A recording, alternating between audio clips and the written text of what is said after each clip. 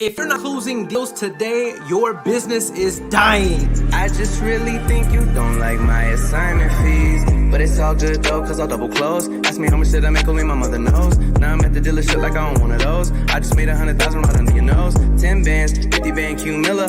My pipeline like Godzilla. Please do not play with my Skrilla. Attorney on deck, he a killer, yeah. Beat on my chest like gorilla. Me and winning are familiar, yeah.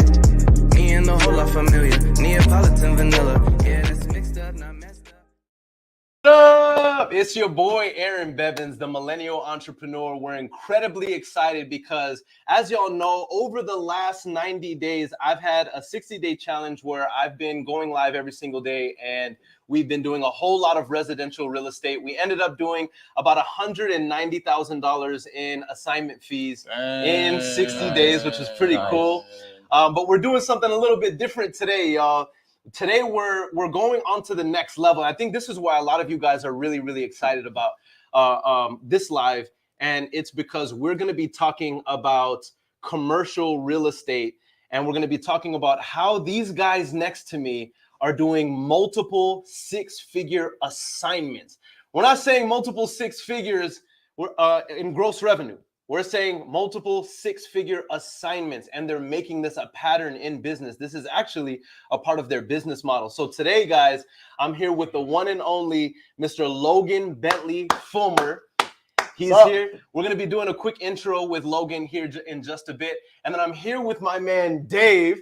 All right, now Dave, you got to understand, Dave is new to the screen, guys, right? This is his first time on an interview at this level, right? Right, yeah. I'm not used to it, a little nervous. got cameras all over here, but no, I got a message and you guys should hear it. So yeah, 100%. Yeah. So guys, we're gonna do intros really quick. Here's one thing we know about these lives, guys. This is a virtual meetup. So even though you guys are on your phones, driving home from work, you might be in the comfort of your house, you might be sitting on the toilet, laying in bed next to your spouse. This is a virtual meetup. And the cool thing about it is if you're here on this live, you're attracted to our vibe, right? There's something of mutual interest that attracts you here today live. So with that said, the other individuals that are on the live, these are people that you can do deals with. You can raise private money from them. They can be your future business partners. So make sure that you are connecting with the people in the comment section, network with one another, right? We want to shout you guys out. So the first thing I want to say is make sure that you're putting your name and what city and state you're in the comment section. We want to shout you guys out and engage with y'all. By the way, we're doing this for you guys. So if y'all have any questions, all right, that goes to for those who are here in the Zoom room, as well as those who are on the YouTube, Facebook, IG. If you are on LinkedIn, make sure to put questions for us. That way we can engage with you guys. All right. So let's get this thing underway. Before we get into the meat and potatoes, the first thing that I want to ask is from my guy, Logan Bentley Fullmer. Give us a little intro about who you are, where you're from, and what you're doing in business right now. Thanks, my dude. So I'm Logan Fullmer. Some of you guys know me probably on this channel. A lot of you guys know Aaron. So we're both from San Antonio. We've both been doing a lot of real estate. We're both wholesaling real estate.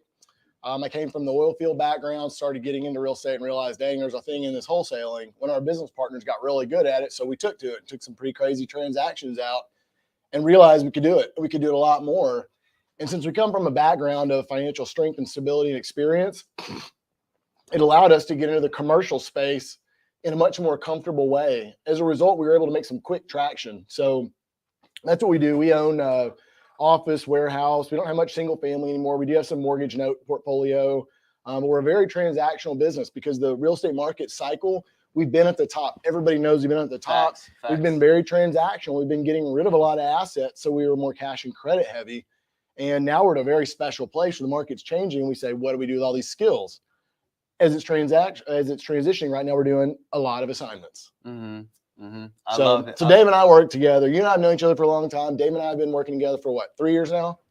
3 or 4 years. Dave, what's your last name, by the way? Zarzynski. Zarzynski. So I was gonna try to say it, and I'm like, man, Yeah, I don't want to butcher. I don't want to butcher this. skip it. So, all right. So This is Dave. all right. So guys, we have Dave Zarzynski. He actually works with Logan Fullmer. What's your role in the company? And tell us just a little bit about your background so we can get into the meats and potatoes, Dave. Okay. So my role, I'm a partner. So I'm one of the partners with Logan. I have my own company with him and his partner. And so I started here as like an intern type position. And That's right. I've never thought about using that word, but it was a whole year. Yeah. You come in, if you can get deals and show that you're worthy. There's only 4 partners here. So, I mean, guys, really quick, I just have to say, I'm not being rude. I just want them to get value. Guys, if y'all are watching this, you should be taking notes as business owners in the model, in the way they were, Logan and his team were able to bring a caliber of this guy onto their team, especially if you're thinking about hiring or bringing people on who can generate a crap ton of revenue, because this guy's going to drop some gems for y'all today. All right. So, but continue saying what you're saying. So my background was somewhat sales. I never really had a stable job. I have a long story. I'm not going to get into that. But when I came 3 or 4 years ago, I had nothing. And I met with Logan like 3 or 4 months before I started, and he didn't think I had it. And maybe I wasn't ready to like fully commit, but then I had 0. And I came to Logan and I said, look, I need this. Give me a shot.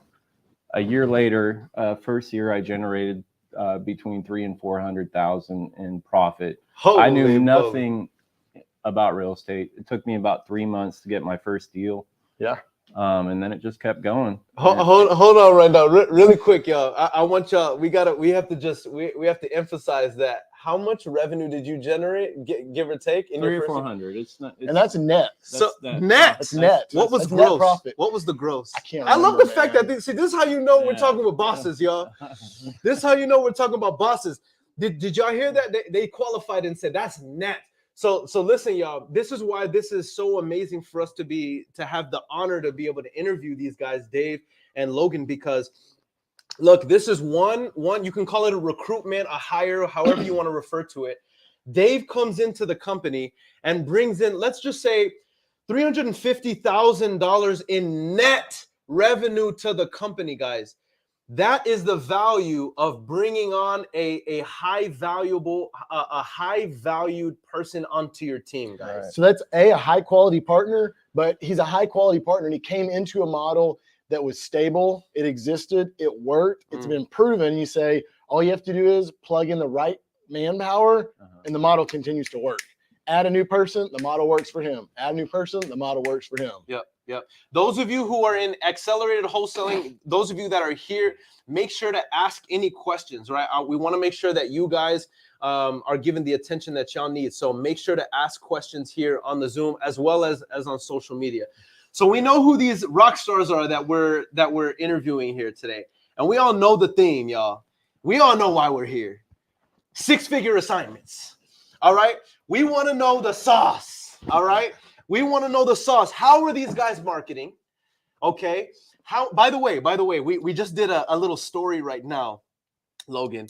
And on that story, you were being really open, and you were saying, what kind of 6-figure deals are we talking here? What were you saying? I mean, I don't even remember what I said now, but you're not talking about 6 $100,000 deals. We've done deals 100, 200, 300, 400,000.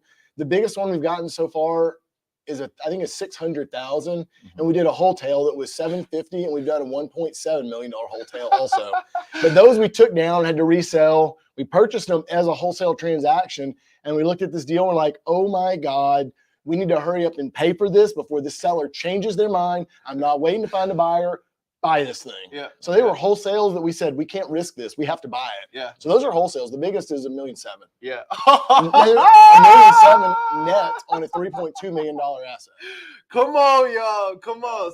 So guys, we're not talking small potatoes here. Y'all know why I'm so excited. Y'all know I'm always excited. But this is the next level of excitement. All right, because these guys are the real deal, Holyfield. So we want to know the sauce. So the first thing, let's set context for everybody here. Let's set context. I'm a residential wholesale type of guy, right? And so my average assignment fee right now with the market shift is about $13,000. Okay. So that's why my eyes get big when you say you've done $400,000, $500,000, $600,000 assignment fees. You know what I mean? I get butterflies. You know what I mean? I get blood rushing to my lower extremities. You know what I'm saying? But the first thing that I want to know, Dave and Logan, whoever wants to take this, is let's talk about the differences. We're just gonna assume that everybody watching, we have probably a little over 100 people live across all platforms right now, and what I want to know is what are the differences between assigning commercial real estate and wholesaling real estate. Before you answer it, I just want to say, guys, the reason why these guys' assignment fees are so big is because they're wholesaling commercial real estate. That's right. Okay. So what are some of the key differences between commercial and they're residential? actually very surprising. But let me go back one step. When Dave was saying he came in an intern or whatever, his typical deal was $10,000, $15,000, $20,000. Yeah, and he was doing little vacant, they were base hits, little bitty vacant lots in Canyon Lake, Texas. We'd buy them for $1,500, sell them for $15,000, buy for 10, sell for 20 or 30. Those were base hits. They were contract and resell, whatever. Mm-hmm. He did that for 6 months to 9 months, started getting a little bit bigger deals as he started feeling a little bit more comfortable. Mm-hmm. And then as the company grew in asset base, more cash and stability and experience, he started rolling those up a little bit bigger. It literally went from a $30,000 deal to a $70,000 deal to a $90,000 deal to a $30,000 deal to a $150,000 deal. But it was just step by step all the way up to now. I don't know. You look at $1 and $2 million assets daily. Yeah, that's all I do. Yeah. You know? But we've had so much success of we've made $400,000 or $500,000 so many times. Mm-hmm. That now it makes it easier to look at the bigger assets. Yeah. And folks do a lot of times say you're just adding a couple zeros. And in theory, it's true. You're still finding an asset. You still have to figure out what it's worth. And that's one of our specialties, I think, is being able to value the commercial asset because they're a little tricky to value. But once you start to get through that process, you really are doing the same thing as you're doing on that $150,000 house.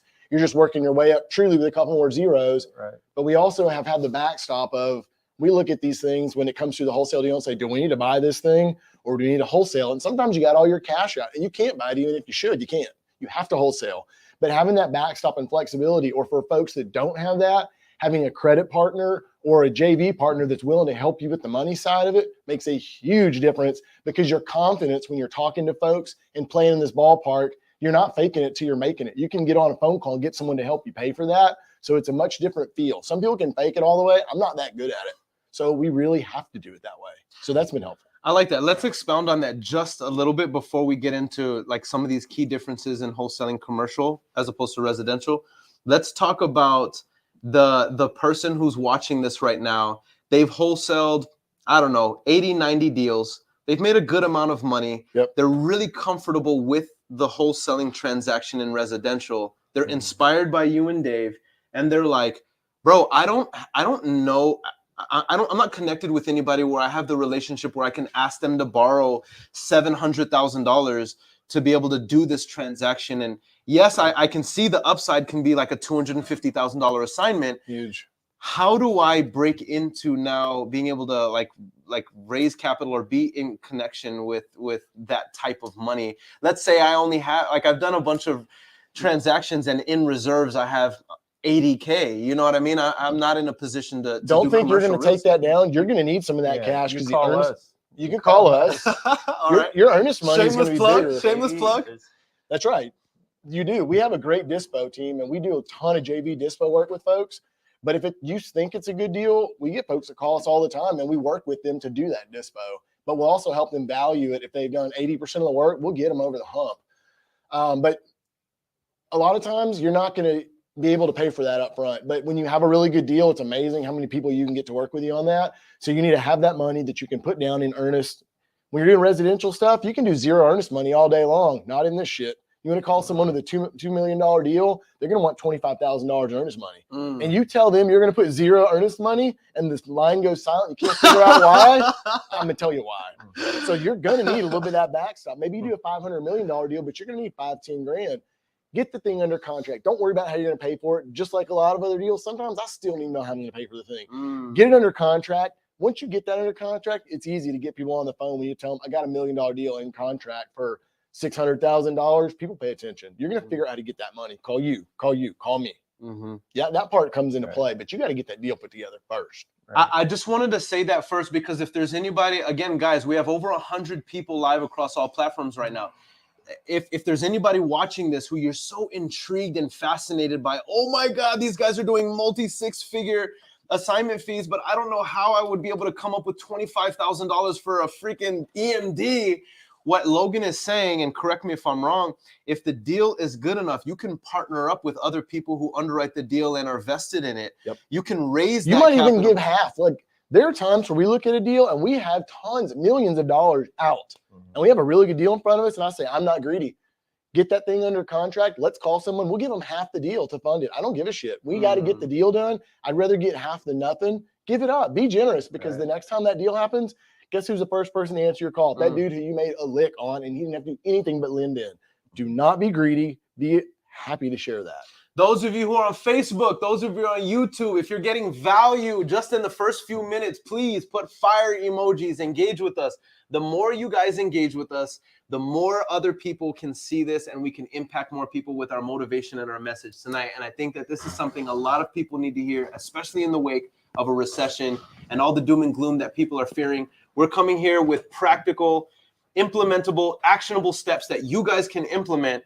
So please engage with us, post questions, comments, because it helps us to be able to share this out. So let's get into some of the nitty gritty. The big differences. Right. Yeah, let's The, talk. the first one I just mentioned was earnest money. Earnest money deposit. So let's extrapolate that really quick.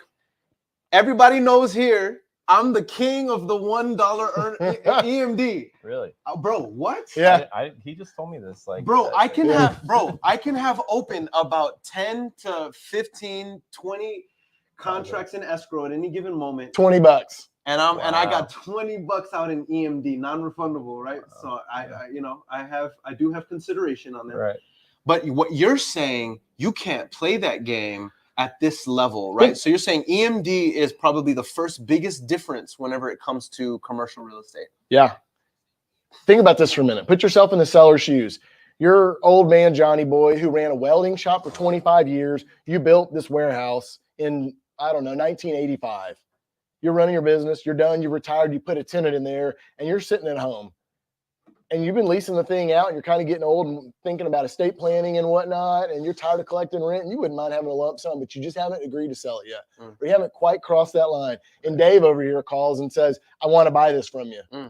And this guy, he's got money in the bank. He's not a moron. Agent attorney comes in. Right. He's getting some cash flow every month. And you tell him you're going to lock this thing up that might have cost him $700,000 to build 25 years ago. And you're like, well, let me give you $1 for earnest money. Plus, he doesn't play in those figures. A guy that's been running a business and owns real estate, I mean, he plays in $5, $10, $20, $50,000 figures just on a contract, on a project he's working on. He don't want to hear that. Does everybody understand that? We're talking about the differences right now between commercial and residential real estate. Does everybody understand the first point is that EMD, you better come to pay to play, otherwise kick rocks. And we're also saying in the same breath, don't let that intimidate you guys. The upside on these deals will allow you to be able to, with confidence, go and raise capital with somebody that you can share the profits with. Honestly, even if you don't have that, you usually do 1%. So, I mean, $1 million, you're talking 10 grand. But there are times where it's an incredible deal, and I want to encourage and incentivize them. We'll put more, but you really don't have to. Even if you think you have the right deal, you might need to borrow that earnest money if you don't have it. That's okay. Don't be ashamed, but you do have to work your network. Everybody on here is connected with guys like him, and everybody else. Get on the phone. You'll find someone to get you that earnest money. So get the contract signed. Now you got 3 days to get the earnest money to title. Deal with that once it's inked. I love it. I love it. I hope everybody's following this. Come on. This is value, guys. We're not just here giving you theories and concepts. This is implementable, actionable, instructionable steps that you can take to change your entire business.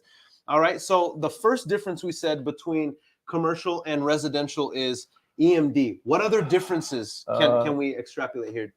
Dave, you want to take this? So I would say, so every time in the last probably 10 deals, I'd say half of them either refer to their agent or their attorney. So in residential, when they say, I'm going to call my agent, you're like, my deal's busted. It's over with. Yeah. Not in commercial. Yeah. Commercial agents, we found that they, they're just very involved and they want to get paid. They get a bigger commission. So it's nice.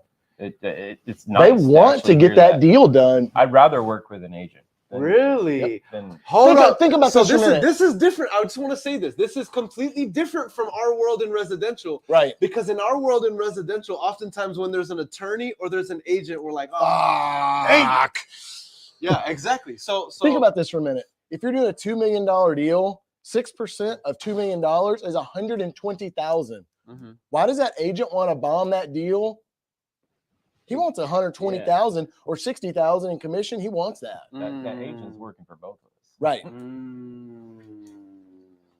That's a really good point. So what y'all are saying, okay, second difference, we're going to have to work with an attorney. We're typically going to have to work with an agent. These professionals that own commercial real estate, they have representatives. Is the point. Yeah. All right. So I want to go back a little bit. Okay. I feel like a lot of the people that we tackle on these new commercial deals, they're older and the technology, they just haven't adapted to the younger generation. So they always look for the professional advice. So the people that usually contract with us are single family business owners that own the company for 1 or 2 generations. And they're ready to move on. So let me clarify something. You're going to see an attorney. A lot of times the seller will call their attorney to help with the contract, but the attorney doesn't value it. Where we're usually getting the broker is we look for brokers to help dispo because those brokers have buyers all over the place. So we call the brokers to find the buyer, and the broker isn't necessarily trying to mess with the seller to get a cheap deal because the broker usually represents the buyer. A large part of our commercial deals have a broker representing the buyer. That's how we find a lot of those. So when we call someone, make them an offer for their property, they're going to call their lawyer for the contract and make sure we're credit worthy and we're not like, we're not just some, guy off the street. We usually offer so that's good. 1 hour pay for an attorney to review. So I think the biggest thing that we're extrapolating from the second difference in commercial and real estate, which being agent and attorney. What we're saying is that these guys are incentivized to work with us because they're going to be hitting licks. They want to get paid. So they're actually, this is actually a good thing to work with these professionals and communicate with them that y'all have seen in y'all's experience. Yeah, but also what that does is that steps up the level of requirement for credibility.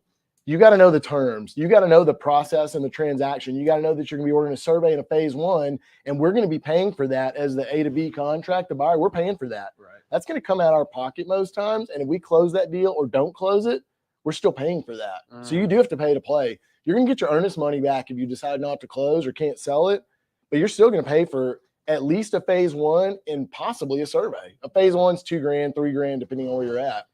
So when those professionals get involved, really quick, Logan. Many of the people who are watching this have no idea what you're referring to when you say phase 1.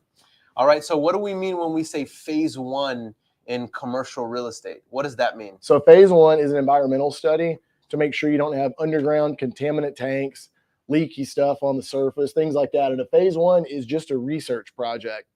So an environmental company will do a quick research of all the businesses that have been run out of that place. They'll search all different kinds of records, databases, land records, deeds, city databases. They have tons of them. And they'll make sure there wasn't a gas station on the site, an oil refinery. I don't know, anything that could deal with a chrome plating company has a bunch of toxic stuff that can destroy the soil and make it need to be How much does remediated. that typically cost to get a phase 1 done? The bank will require that no matter what. And it's phase 1's about $2,000 to $2,500. $2,000 to $2,500. Get it done. It's a very simple. It's almost like a business. It's a research project. It's like a title abstract. of like what the property use was for the last 50, 75 years. Yep. By the way, guys, I want to commend those of you who are live. There are a ton of questions coming in, and that means that the engagement is crazy here. I absolutely love it. But I want to see those of you who are here on the webinar as well. Make sure to ask any questions that y'all have. I'm going to open up my comment. By the way, if you don't have any, I'm not pressuring you. Just make sure that you throw them out there. But I'm absolutely loving the engagement that I'm seeing. So with that said, let's just recap this really quick. Dude, this is, by the way, guys, I'm insanely excited about this. This is valuable stuff. If you're getting value from this, throw some fire emojis in the comments section, all right? Because I want to shout you guys out. So let's recap this. We're talking about how to do multi-six-figure assignment fees. For those of you who are just new tuning in right now in the last few minutes, all right? And what we're extrapolating right now is the differences between residential real estate and commercial real estate. The first three that I have right now is number one, in residential real estate, typically we can do $100 to $100 in EMD, no big deal, right? In commercial, we can't. You got to pay to play. We're looking at a minimum of 1% of the purchase price being utilized as EMD. Number two, we said that typically in commercial real estate, we're usually going to use an agent. The buyer is going to have representing him an agent or an attorney. That's not a bad thing. They're incentivized to work with us as the buyers because there's such big deals. These guys are going to get paid pretty big licks in order to get the deal done. So they want to work with us. That's not a bad thing. The third thing that I have right now, Logan and Dave, is the terms, and typically there's going to be like a survey and phase one stuff that we got to come out of pocket for on these commercial deals. Comes with the pay to play. I mean, if you're going to pursue this deal, I mean, you have to pay for the survey, the phase one, your option money. So you might lose $5 or $10 grand. So you got to have some money to play and take these chances. It's a risk reward kind of thing. But if you know you got a deal in hand, all you got to do is make a phone call to us or one of your, friends, investors. So. And I already know that a lot of you guys are asking, okay, how do I connect with Logan? How do I connect with Dave? We will give you guys an outlet to connect with these guys. That's not why we're here. We want to give you guys value, but of course, we know you guys are asking for it. So we'll definitely provide that for you.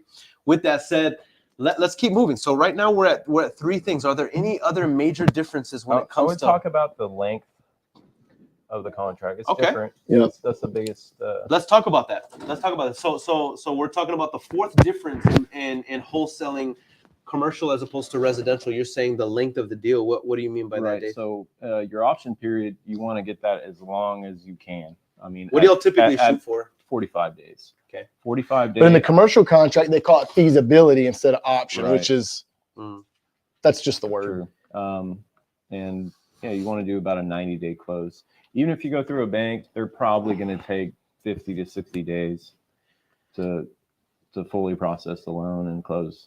So another point that he's saying that he should mention is a large part of the buyers use financing. Even if they're rich, even if they got $50 million, they're going to put their 20 or 30% down and use a commercial loan to buy a large part of them. So what that means, they're going to be using commercial finance, conventional commercial financing through some bank, which means you ain't closing in 10 days. You're closing in 45 to 60 days once they're inked. Unless we get a smoking deal, we'll close in 3. Well, that's us. That's crazy. Yeah. But the typical buyer that's paying full value or close to it, they're using a commercial bank to close. All right, guys, that's fourth difference. Are y'all taking notes? Are you guys taking notes? Because this is implementable, actionable information. The fourth difference between residential and commercial is the length of the deal. Typically, guys, in residential, how long do we put the contracts for? 30 days, right? We're saying here, the option, aka in the commercial terms, feasibility period or due diligence period, as some people call it, is 45 days.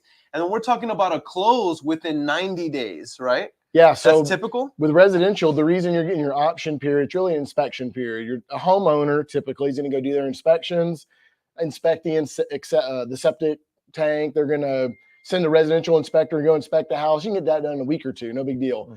But in commercial, you've got to order phase one. You're going to send in other inspectors, maybe some specialists, depending on you might have to inspect the well. You might have other type of specialty inspections, but also the buyer's going to go through a financing period where they're getting underwritten by their bank. So that feasibility is very typical in the commercial transactions. Sometimes they might be checking zoning. They might be going to the city to make sure they can use the side of the facility for their intended use if it's different than it's being currently used for. So that's a legitimate, necessary thing. Right. Basically rezoning. Now, if you're going to be wholesaling it, what you're going to do is you're going to hurry up and try to find you a buyer, and then they're going to go do that. But unless it's a very simple deal, they're going to have some of that work to actually do feasibility.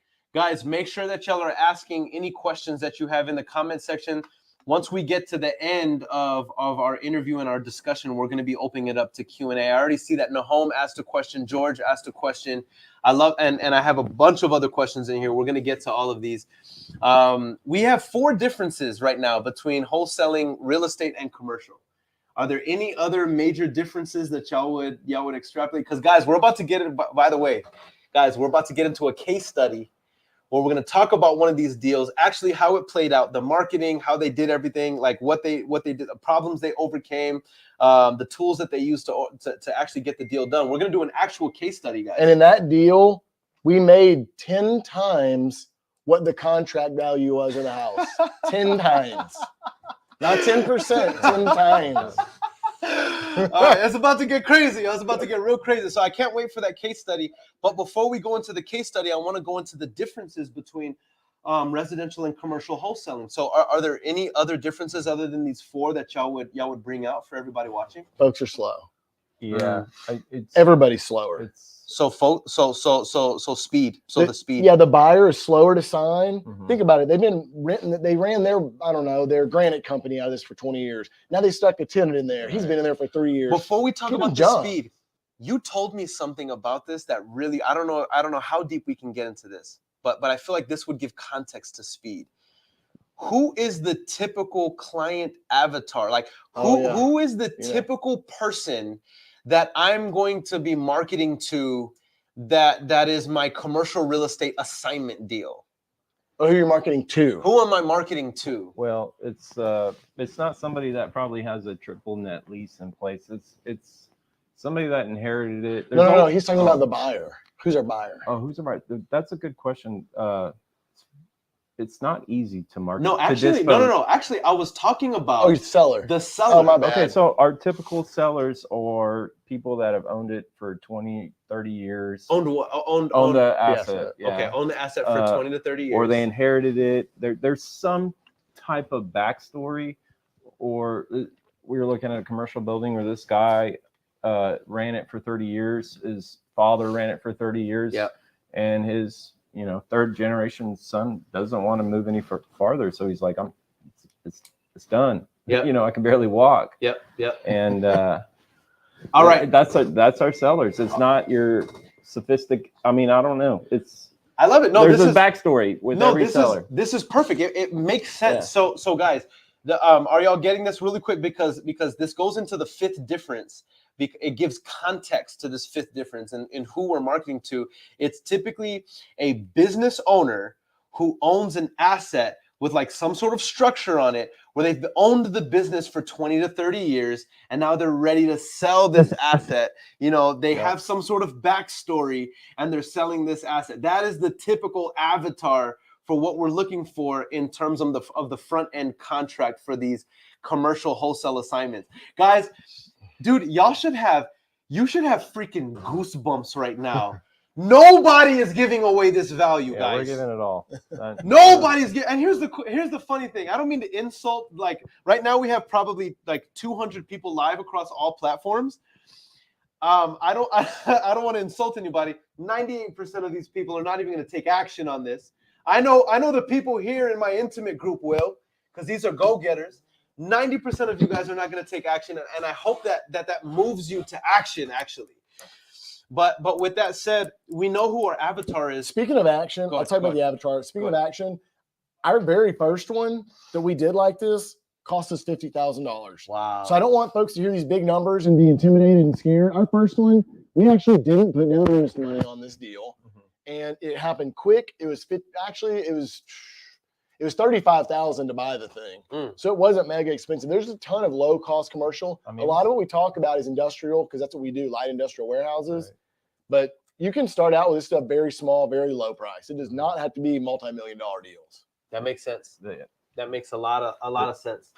Go ahead. No, I was saying that this deal happened 15 months after I got into real estate. The case study that we're going to go through, you mean? Like it's you know, just a phone call. That's how it started. All right. So do we have any other difference? Well, actually, let's continue. Let's just continue expounding on the fifth difference, which you said speed. Did y'all want to expound on that more? So y'all are saying that everybody's just slower? In commercial business, people are slower. If you're dealing with a mom and pop single person, they can drive over there and sign the contract. They got nothing going on. They got all this free time. When you're dealing with somebody who's running a business or has stuff going on, they don't act fast. Signing a commercial lease. When you ever lease an office, it seems like it takes forever. You lease a house and they're giving you the keys that day. Everything is slower. They got a lawyer involved. They got to wait on him. You just made him an offer for $2 million on something he didn't decide to sell yesterday. He's got to think about this. He might talk to his wife. He might talk to his kid and say, son, do you not want to run this business anymore? Because I got a good offer about to sell this. Yeah. Like they don't. It's very rare you get a floor pop like they sound like right then. But But stay consistent. Stay on top of them like daily, because follow-up game. Follow-up game is so important, because if you got a smoking deal, all they have to do is call a realtor, and that realtor will feed them in the ear, and your deal's over. So you have to stay on top of it every day. Just boom, boom, boom. Ask them what they like, what they don't like. Just try to get that contract signed, because something triggered them when you offered them a number and they're thinking about it, or they gave you a number and that's their number. But you give them a week to think about it, they'll start calling and seeing if their number is the right number. So I love this. We lost a couple that way. I love this, guys. They're setting the expectation for us that don't get intimidated whenever the deal is taking a little bit longer than you anticipated, and you have this projected $300,000-$400,000 assignment fee. You gotta take a deep breath. It's the biggest deal of your life, but you have to tell yourself, this old man ain't jumping fast. He ain't freaking out. I got to match him. I got to chill the fuck out. Don't get all excited. That's happened, man. I've done it. I'm like, whoa. You got to take it like him. You got to be interested and articulate and clear and good follow-up, but you got to be rolling at the same pace as them, or they're going to be like freaked out, scared. Yep. I love it. I love all the questions coming in, by the way, guys. Dude, the engagement is freaking nuts in here. I love it, bro. I love it. On my IG, on the LinkedIn, we got 60 people on just this one Facebook page right here. I'm really, really excited about it. It's really, really cool. So we got 70 people on this one Facebook page right here. Wow. And then we have 60 people. We have 60 people on my IG. We have 45 people on my LinkedIn. I don't know how many people are over there. How many people are over there? About 78. Dude, hey. so we have well over I don't know, 250 people live right now, guys. I'm really, really excited about this. With that said, do we have any more? Let's just recap this, because I know a lot of people are coming in new right now. Okay. We have 5 differences, guys, that we've extrapolated thus far in this interview between wholesaling, commercial real estate, and residential real estate. Those 5 differences are: number 1, EMD. Typically residential, we can do no EMD to $100 EMD. Commercial, you got to pay to play. 1% EMD minimum.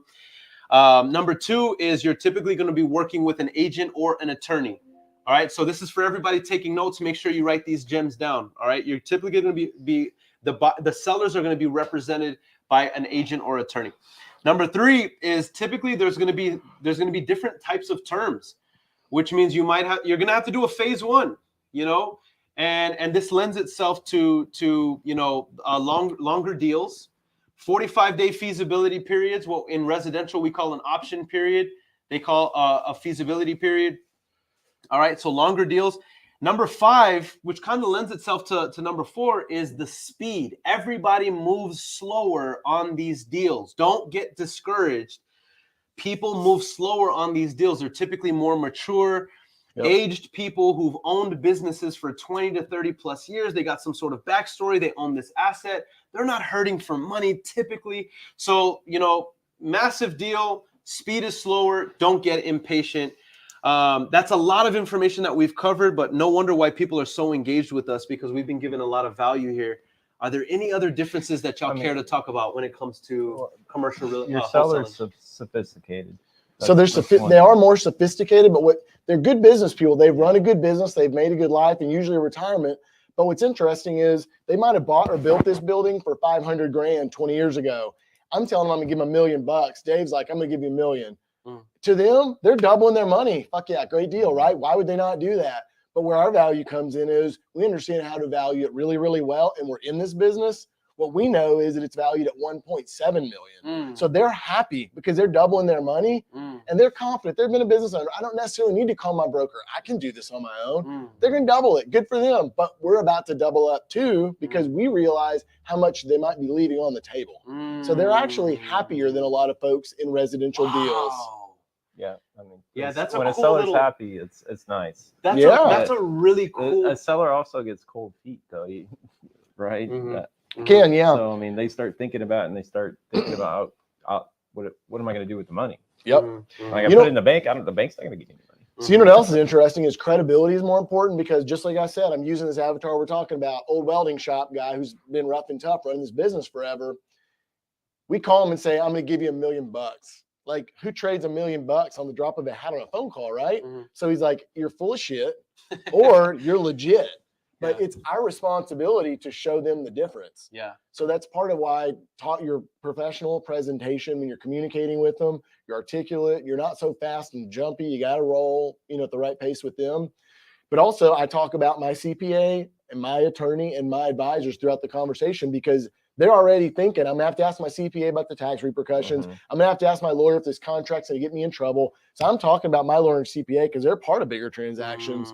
So when I send them a contract, what I usually do is I include my CPA and my lawyer, and I put their names and phone numbers in that email and mention to the seller, hey, if you have questions about credibility or about my transactional past or anything, this email gives you the unrestricted right to call both of my professionals and ask any questions you like. And because I'm attaching my lawyer and CPA on it, they read that and they know, might get a call from Johnny Boy about Logan. Number 6 is rapport and credibility. Yep. That is super important.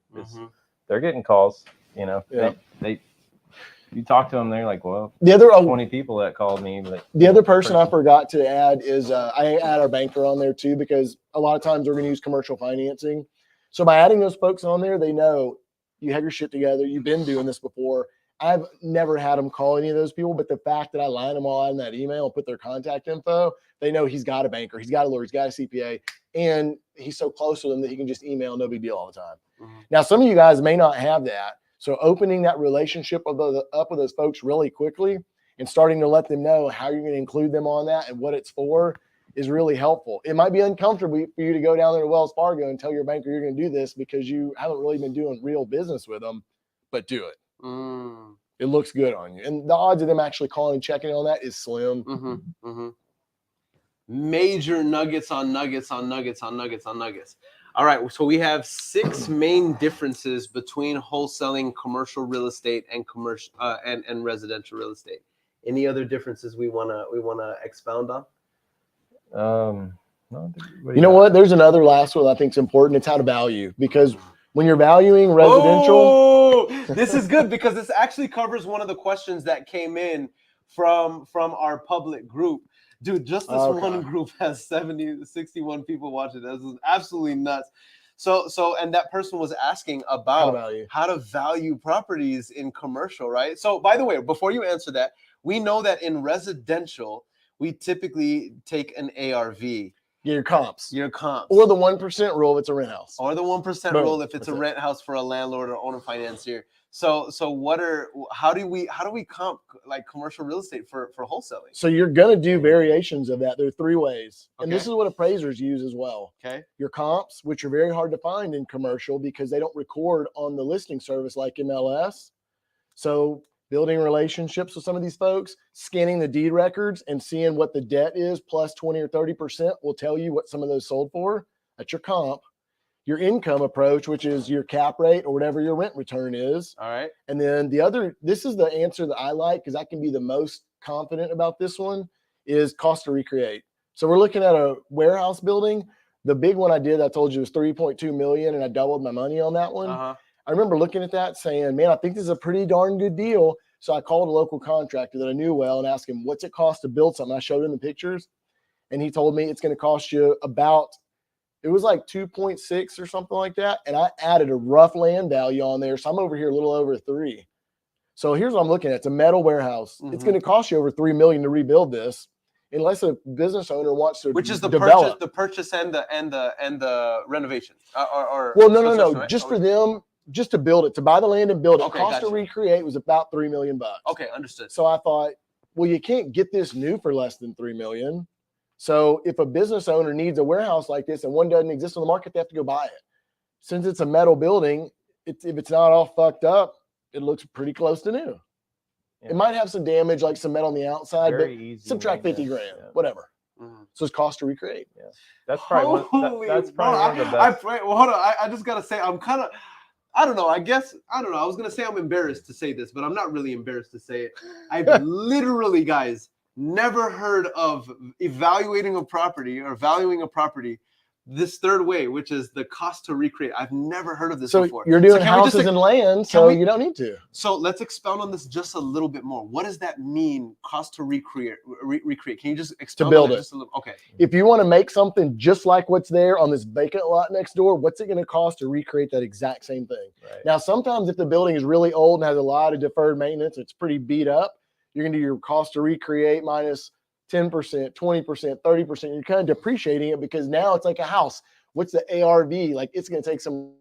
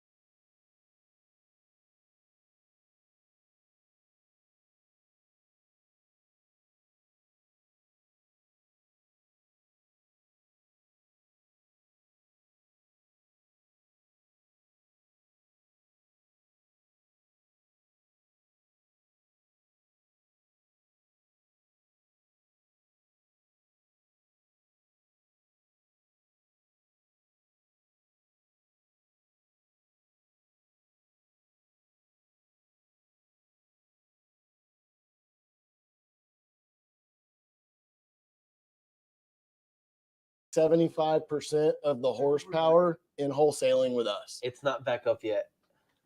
Oh, it's back up now. It's back up now. Yo, what up? What up? Okay, guys, we are back. I am so sorry. Share this out because we dropped some followers. we dropped some viewership because we paused a little bit, guys. We had some technical difficulties. But we're gonna go into let's just do a quick little thing. What we're going over right now, guys, is how these guys next to me are doing multiple six-figure assignments in commercial real estate. And what we've gone through right now, just in the first few minutes. What's up, Zagla? What up, everybody who's watching? Do me a favor, guys, before we continue. Shout out to my guy. What's Kyle's last? Westbrook. And tell me he's answering questions. Guys, Kyle Westbrook, who is Logan Fullmer's partner and Dave's partner, he's in the comment section right now answering questions, right? So tag Kyle Westbrook and shout him out, show him some love because this guy is absolutely phenomenal. And just Kyle is the brilliant brains behind Simple Capital. If y'all know Simple Capital, that's the company we wholesale this in. Kyle's the dude behind that. That's his magic, his baby. I love it. I love it. So with that said, those of you who are tuning in live, do me a favor and share this out. Tag people who can benefit from this value. We're giving you implementable, instructionable, actionable information that you can actually utilize to actually start making six-figure assignments in your business. We have gone over up until now 7 differences between wholesaling residential real estate and wholesaling commercial real estate. So now that we've done that, we'll recap that at the end, right? I don't want to keep recapping for everybody who's here. By the way, those of you who are tuning in live, we're already shooting up again in viewership. You guys are absolutely amazing. Those of you who are tuning in live, please put comments, questions in the comment section. That way we can engage with you guys after we go over this case study. But we're going to go into phase 2 now, guys, which is we want to actually look into a case study that you guys have actually done, right? And let's like really extract some of the value from that. Right. Before we do, I want to give you guys a license to flex. I'll give you guys a license to flex. All right. So I'm gonna start with you, Dave. Okay. I'm gonna start with you in deals that you have personally taken the lead on because you're an absolute killer. What is the biggest assignment fee that you've generated for the company in gross revenue? I think the deal that we're about to speak about. I've had a couple deals. Hold on. Well, that Santana deal in Austin. Well, yeah, I've had a deal, but I think the that was almost $1 million in that profit. Yeah, we had that was partially dirty title, but right. Yeah, it was different. It wasn't a wholesale. It had a What do you mean it wasn't a wholesale? It was just 65 people owned the property. So, okay, 65 people owned the property. 30 of them lived 2 blocks away from each other and didn't talk to each other. So it took me 2 years. Were they a Mexican family? Yes. How did I know? It took me 2 years. 2 years to get all 65 to agree and find them and locate them. It was all over the U.S. But yeah. How did y'all dispose of this deal? Well, this is how we met Kyle, actually. Yep. No, that one wasn't 2 years. That one, dude, y'all knocked that one out about 6 months. No, it was about a year. I would say a year. Yeah, you're right. So that's how we met. So Kyle called off of one of my Facebook posts and said, man, I got this messy deal. I was trying to wholesale. He was doing some wholesaling first, and he's like, I can't get this fixed. So we talked with Kyle. I'm like, man, I like this guy. He's bright. Let's work this deal with him. Dave, you want to work with him on it? Right. So Dave and him partnered up and ran that deal a point together. 5 or 6 months. Kyle was doing the wholesaling. He's a bright kid. So let's say it took you 12 months to do the deal. What was the gross revenue on that deal, Dave? 1.2 is what it sold for. Yeah, 1.2.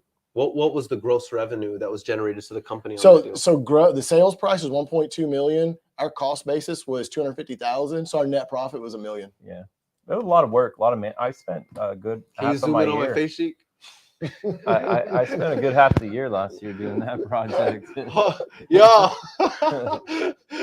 hold up, y'all. Luckily, I had Kyle. Hold up, y'all. Are y'all? Did y'all just hear what my man said? He said they did a deal. It took them 12 months to close, and they generated $1 million in an assignment fee, baby. Come on, y'all. I absolutely love it. I love it. We got to chop that up and do a reel of that, bro. That was fire.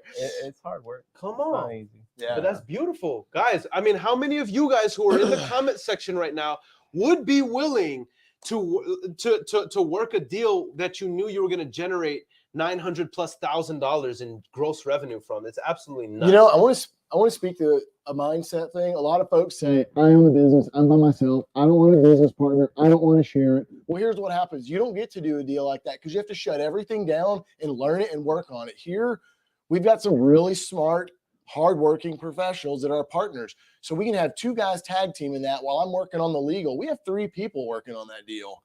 And then we'll take a little bit of time and go work on another deal, but that one's constantly going. So that's the benefit of having partners. Everybody's equally vested. Everybody's making jack on this deal. Everyone really cares, and everybody's working together to get it done instead of saying, I'm the guy that owns a business. I don't need any partners. I got 3 brains. When I can't come up with something, I'm not sharp that day. He's like, well, what about this? I'm like, oh my God, I never even would have thought of that. Right. And then when he's not sharp one day, Kyle's over here like, dude, here's the answer, you idiots. And we're like, whoa. Talk about masterminding every day. Yes. Actually, that's a really good way to put it. When you got 5 or 6 super sharp people, you got a daily mastermind going. Powerful, man. These guys, can y'all see why these guys are so successful, y'all? I mean, just absolutely amazing. So we wanted to give them a license to brag, guys, because this is I want you guys to know that the caliber of individuals we're talking with and meeting with virtually right now, these guys are the real deal. With that said, let's talk about a case study. we're gonna talk about a deal that y'all have actually done, Right. and closed on that we're really excited about. Let's talk a little bit about the deal, and just let's start from the beginning. Where did the lead come from per se? Where did the lead come from? All right. So I'm going to start a little bit from the beginning. This is your hold on. This is your Yeah. very first commercial deal, and he wasn't looking for a commercial deal. Right. So when I started here, I got to work with Logan like one-on-one. I was the second person here, so I got we had this little niche when we do these dirty titles, and not a lot of people will take them on. They're risky, but he taught me for a whole year. I got to sit next to him before he got all busy and talking to you, giving y'all free information. But so I got really good. I put in 70-hour weeks for that first year, and but I found this deal. It's emotional. It's not. I feel good about it. Anybody could have got this deal. So here in Bexar County, there's a couple of law firms that do the tax sales, and one is Linebarger. So I check that site, every week I check on it and see what new deals are on there. But there was this one little dot, because all the tax sales are little dots. There was a dot far out into a county area, but really good highway. And I think maybe people overlooked it, but I looked at it. It was a warehouse. It had a bunch of junk on it. How big was that one? It was 2,500 square feet on 0.8 acres.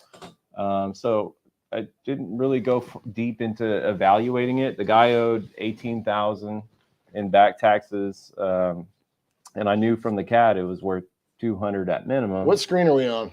You're going to be on that screen. Sheet. Where do I show this? That's the warehouse right there. It was basically a dump on an acre. Yeah. That's what he's looking at on the Google Earth pictures. Right. So this is just me going into my second year working. I'm not chasing $1 million deals yet, but they're getting bigger. So I look at the owner. He lives in Florida. I did a basic title abstract. So I looked back and just to see how he got it, and I figured. So why'd you do a title abstract? Because this is a tax foreclosure. Someone hadn't paid their taxes for a couple of years. Why did you do that? I wanted to check if there's a lawsuit tied to this property or any other liens, and to see how he got this. I kind of, before I made the call, I knew who the guy was a little bit. He lived in the middle of nowhere in Florida. He inherited it from his aunt because I collect her letters of testimony. I ordered that. So you were land record searching, and you also searched in the court docket because you found the owner died. Right. And you searched by the dead person's name and said, oh, there was a probate. I want to make sure I'm not missing anything before I make my offer. So basic research. So then I use a program we have, TLO. Not all of y'all probably could get that, but it's one of the best credit searches for living people. But I found him. I called him. His wife answered. She asked why I was calling. And then I talked to, he was an old man. He said he was dealing with a bunch of health issues, and that he inherited it. He had a tenant that doesn't pay. He heard the tenant was committing some type of waste on the property. And he's like, remember? He said the tenant's rent's $500 and he hadn't paid in a year or two. Yeah. So the tenant is the same tenant that was around 20 years or something. When the aunt owned it. Okay, so let's extrapolate. It gets way deeper. I know, but you're like nonchalantly dropping massive amounts of value right now that we have to just explore, exactly. We just need to expound on a couple things. You just mentioned like 4 things that we just need to emphasize really quick. Number 1, where did this lead come from, guys? This was a tax delinquent lead. Now, he went to a certain place in the county records to find this. Virtually anybody who's in the United States of America can go to their local county website and look for, for free on public record, look for their tax delinquent leads, right? So this is number 1. If you're taking notes, guys, this is a tax delinquent lead, okay? Number 2, he mentioned that you did a title abstract.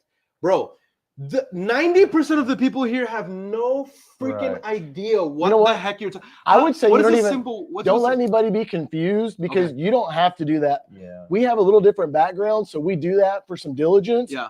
But you don't have to. Once you see the tax delinquent lead and you think you like the the piece of real estate, I say just call them direct. For 99% of the people, just call them. Okay. You don't need that information. The title company can fool with that, but Dave does it because he gets his title report in 30 minutes instead of waiting for 2 weeks. For the nerds who are here, but like, and they're just going to be stuck on that for the rest of the night.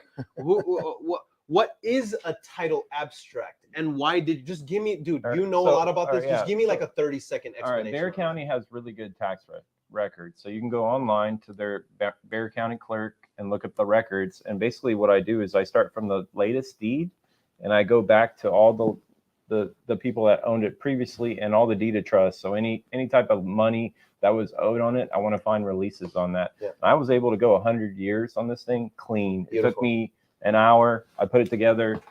So I do that. You don't have to do that, but I did it because I know when I call this guy and I have where does somebody go to look at those records for the title county abstract? clerk? If you Google search Bexar County land records, it's like the first page that pops up. It's the county clerk. And some of these counties aren't that easy. I mean, I've been to counties where you actually have to go and they have books of records and you have to go through each one. So guys, just for those of you who are owl-like personalities, very curious, that's why I asked that question. But Logan is saying you don't necessarily have to do that. They have access to that. They have the knowledge behind why that's important. That's why they did it, and it did serve them very well in this deal. But you don't have to do that. But for those of you nerds, you can look for your local county. That information should be available. If it's not available in your local county clerk website, then you can go down to the city, and typically those records will be available for you in hard copy form. The next thing that you said was TLO. This is an acronym, TLO, and you said this is where you found the owner's information. Again, 90% of the people on here are not going to have any freak idea of what that is, how to access it.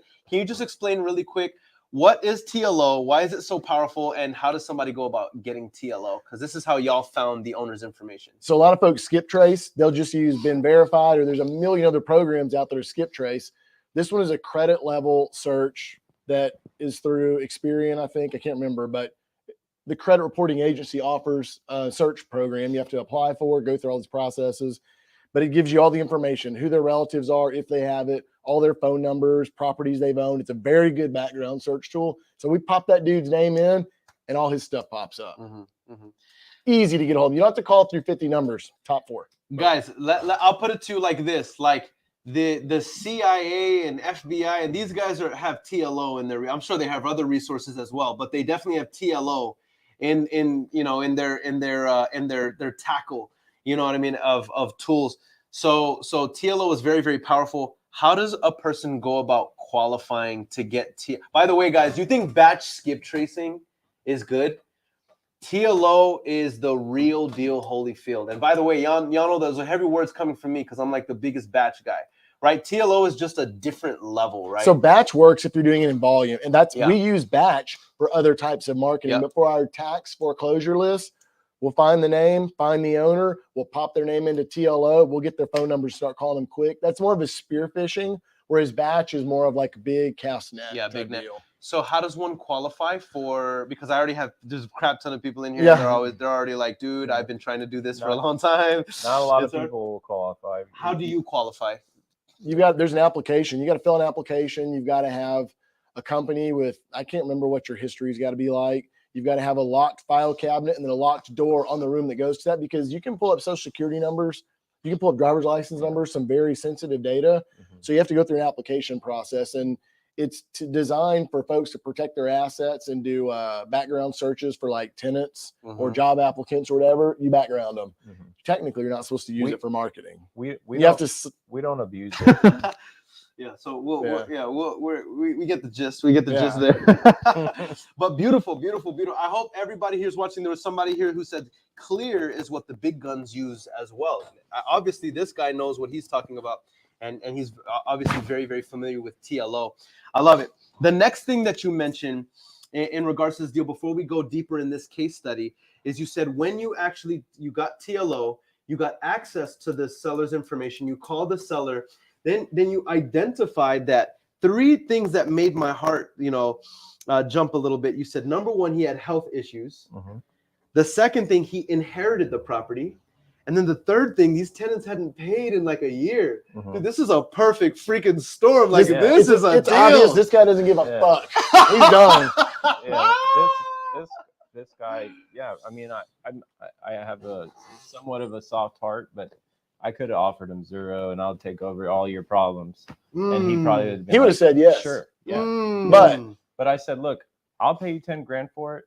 I'll get you paid in 3 days. You won't hear about this ever again. I'll deal with the tenant. And he was just like, man, all right. Okay, so this is a little unorthodox for especially given the model that most of Right. our viewers.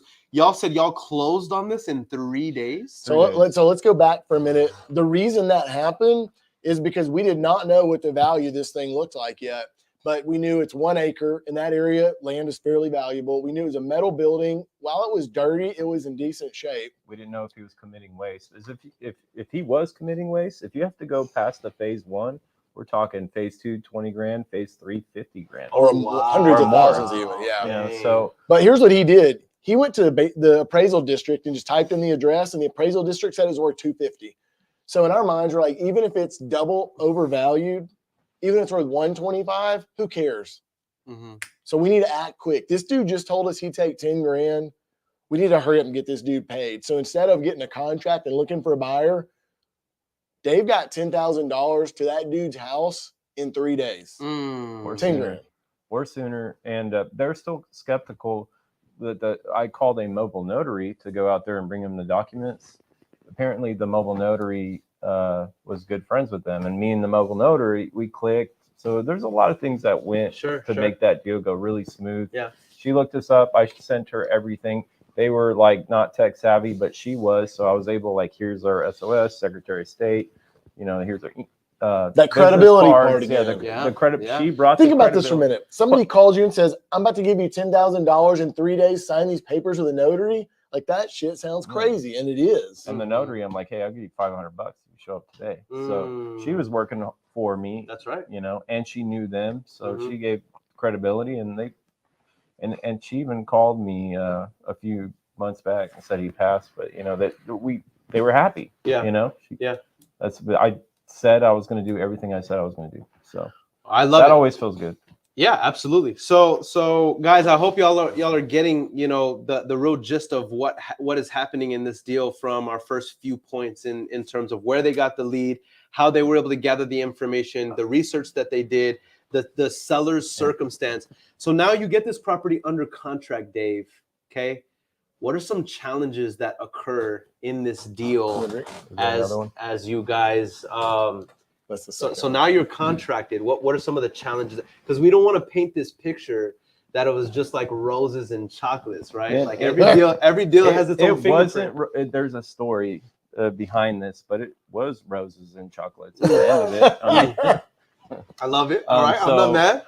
So I'm a hopeless romantic. After we got it contracted, me and Logan we gave it a day or two, and then we got a bunch of paperwork and we went and saw the tenant. Remember No, that? not after we had contracted. We bought it, right? Well, no, yeah, we bought it. Actually, yeah, We already we bought it. closed. We recorded the deed. How much did y'all buy this for? 10,000. There was Y'all bought this property for $10,000. and then we promised to pay the 18,000 in back taxes. So we're Whoa. So 28 Gs.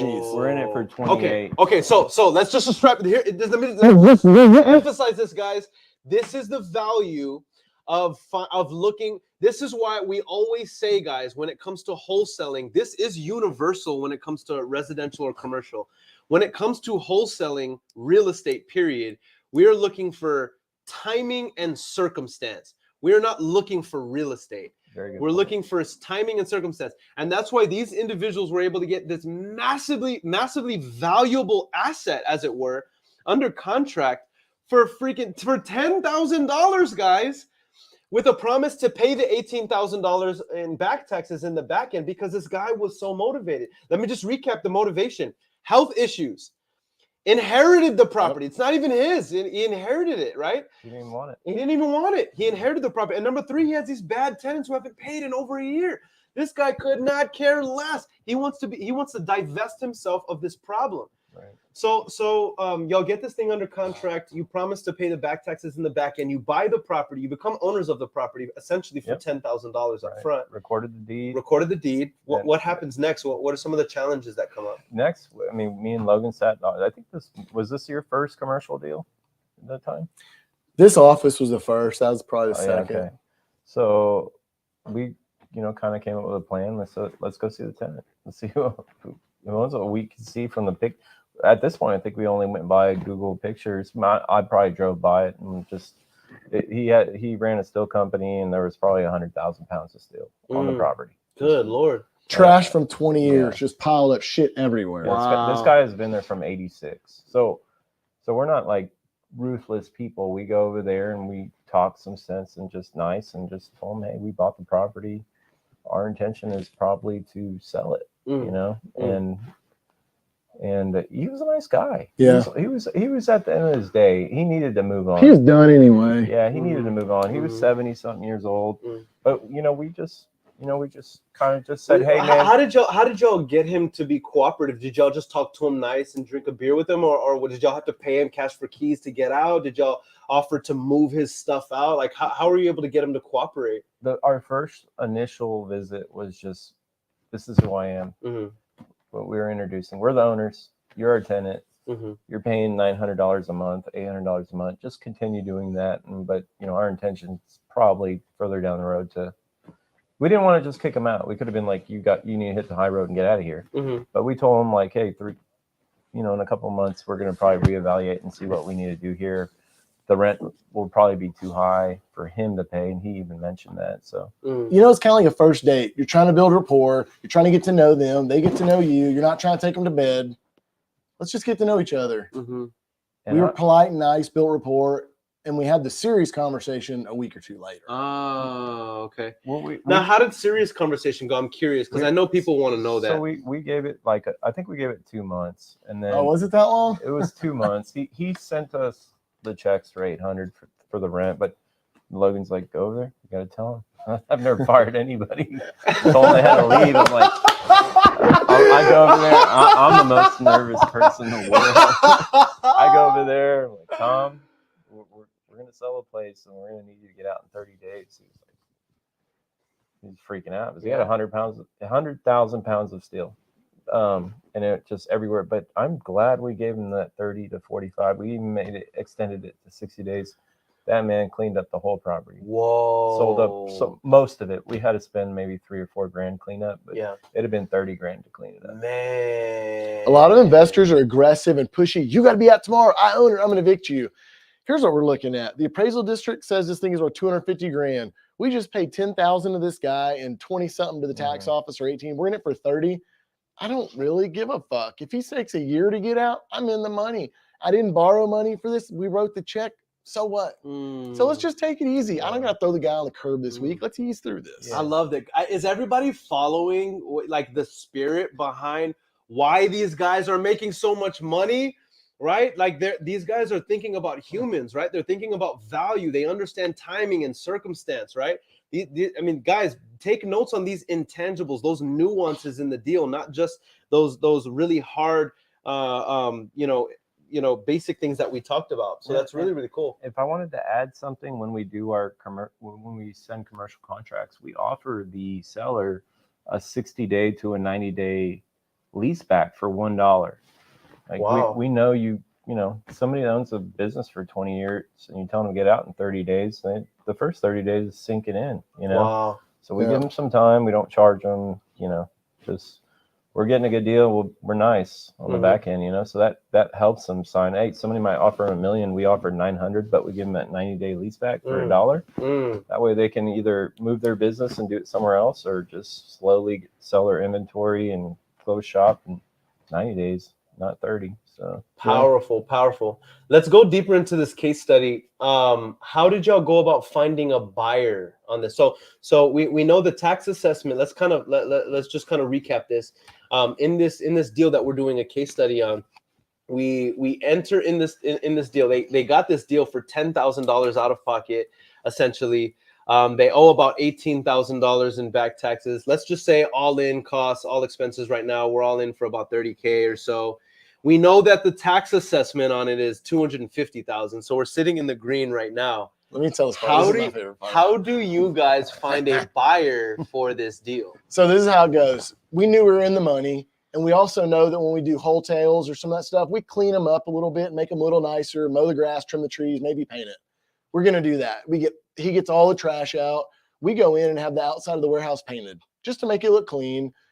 We paid a guy in his Bobcat to scrape the site, get it just nice and fresh looking. We pressure wash the inside of the warehouse. We spent about $15,000 doing that. So this is what it looked like originally. I'll show you right here, y'all. Pretty messy. That's what it looks like originally. I got another couple pics in here. You can see the outside. The site just looks crummy. There's just junk everywhere. That's after some cleanup. Yeah, it probably is. I mean, here's like some of the electrical panels. You just see the crap everywhere. It just looks bad. So we got all that out. We pressure washed the place, and then we painted the outside. And this is what it looked like when we got done. Man, clean. Literally, all we did is clean the outside, put some base down, and paint it. That's basically it. Little makeup. Yeah, we put lipstick on a pig. We spent $15,000 cleaning that place up. And then, because we didn't know the true value, we call a commercial broker. We always use commercial brokers. Once we own it, we always call commercial brokers to sell them for us. And initially, we were thinking about 250. Yeah, we're like 250. So we call the broker. We're like, we need you to sell this. You're an expert in warehouse, light industrial in this area. Can you value this and tell us? We don't want the 2-year day time to sell it or the 2-year price. We don't want the 1-year price. We don't want the 6-month price. We want the 30-day price. Wow. I'm not trying to sit on this for years. Wow. Commercial usually sells slow because people overprice it. So we tell him we want the 30 to 60-day price. You know how much he tells us? $450,000. Ooh wee! Ooh wee! Your faces, you kill me. Bruh! It sold in 30 days. Stop! Yep. I mean, maybe 60 to full close, but Yeah. Bro, that's crazy. Are y'all hearing that? Y'all, those of you here, those of you on Facebook, YouTube, Instagram, LinkedIn, are you guys hearing this? So I just got to say these numbers because I'm they're going crazy. So we made 400. Bro, we what? made 400 grand off a phone call, a little bit of time, a little bit. So if you had 50 grand in capital, you could have made 400 a year. That is absolutely nuts. So guys, they buy the house for $10K. The warehouse. They buy the warehouse. My bad. Yeah. I'm so used to residential. Yeah. Right? They buy the property for $10K out of pocket, right? Then they're 18 in back taxes, about $15K in rehab, to get the property cleaned up. So we're all in. We're $30-something thousand all in. They're thinking that this property is worth $250,000 based on the tax assessment. This is absolutely valuable right here. They reach out to a commercial broker and says, you're the one who's well connected in this field. Please help us sell this. Some folks are so cheap, they don't want to call a realtor. They don't want to call a broker. They're trying to save 3%. That broker made us another $200,000. He earned every nickel of his commission, and I was so fucking happy to pay it. You know what? There is a story. We actually offered the neighbor to buy this for $300,000. Wow. Yeah, because we were so stupid. We didn't even know. And he came back saying he knew he got it for cheap, and he's like, I'll offer you 200. He could have made 100 on us, and we'd have still been happy. So guys, they reach out to the commercial broker. The commercial broker, after their commercial broker's commissions, these guys are walking away with about a $400,000 assignment fee, y'all. If I was Brent Daniels, I'd be ringing a bell right now. You understand me? It's absolutely insane, dude. I mean, that's 6 times your money. Or what we started with, it was like 20 something, but it's just By the way, okay, so let's talk about this. Let's talk about this, Dave. From contact, from contact to funding, 6 months. No, funding. You mean when we got paid or when we y'all paid got dude? paid? Oh, it was a 6-month deal. I think, okay, because we gave him a good 3-4 months. So guys, let's run the numbers on this really quick. Let's run the numbers on this. But I mean, this is it was all easy. You know, Yeah. it was not. I had to go to Home Depot and pick some colors.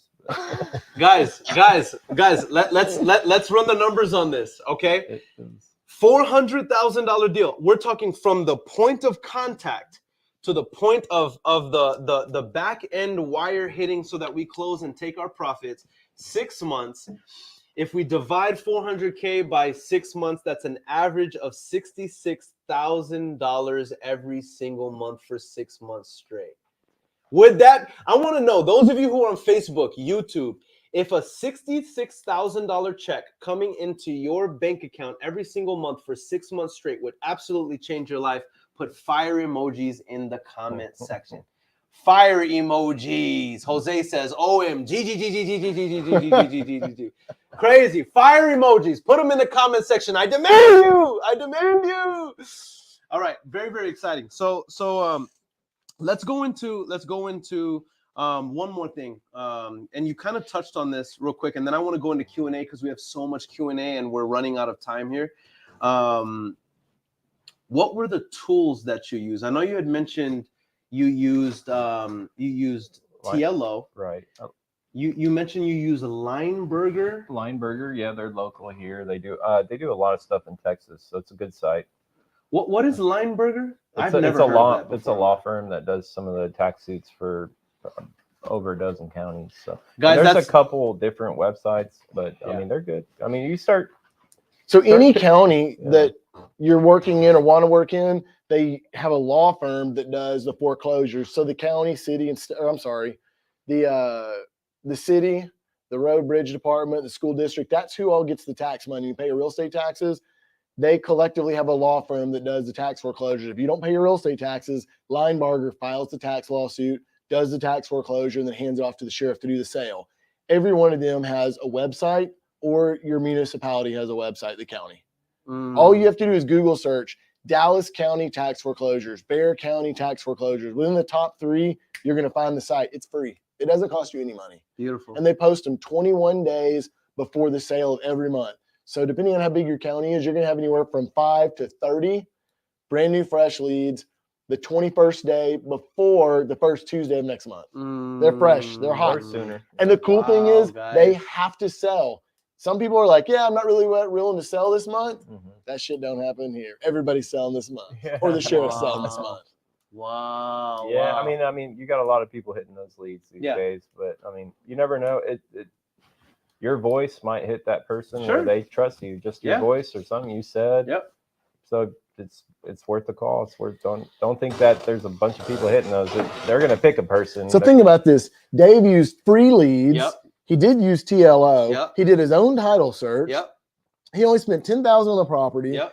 And about another 35 or 40 to clean it up. Yep. This is less than a residential median home price flip. Yep. This was not an expensive deal. This is nuts, guys. I probably spent 75 hours on that project. All right, so guys, so what he's saying is that we did a $400,000 assignment fee. Let's say we spent 70 hours working on that. 75? 75. Oh my god, bro, we're talking about making $5,333 an hour, fam. At that point, bro, and you're only working 75 hours over 6 months. That's what. Yeah. Come on, that's a home run. 75 hours over 6 months. That's part-time work. That's a home run. Yo, this has to be one of my favorite interviews I've done in a long time, bro. They're going crazy in the comment section. All right, guys, we're like way over time actually. But what we're gonna do really quick, just to recap, you guys have been insanely engaged across all platforms, y'all. Let's just take our top like 5 to 8 questions. Dude, let's just do speed round. Let's go. Like no long answers. Mm-hmm. Answer the questions as directly as humanly possible. If they don't get it, they have to go back to the replay. All right, and that'll get us more replays anyway. So bless everybody here. The first question is from Nahom. Then we'll open up to the public, but we're going to do these guys first. Nahom says, we've come across some deals, but had difficult time running comps on offers. How do you determine what to offer? We already answered that question. Do you base it off cap rates? Do you only look for value adds? We went over those 3 ways: comps, income, which is the cap rate, and then also the cost to recreate.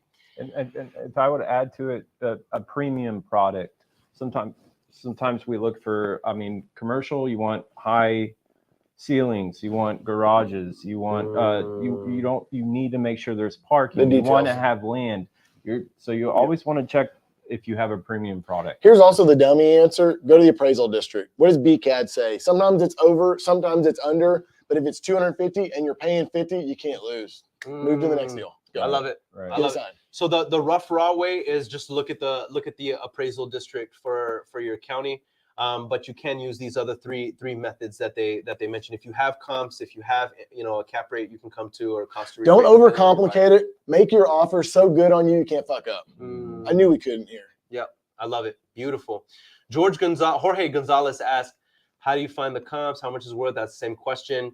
Joe Herrera, I want to say it's either Joe or Trey. He said, how do you evaluate? Everybody was asking how to evaluate. We might have to do another live on just evaluating. Just do like 60 minutes on how to do. That's a really everybody's on the question. Board probably. We're gonna have to do it on the board, or like a whiteboard or something. You know what I'm saying?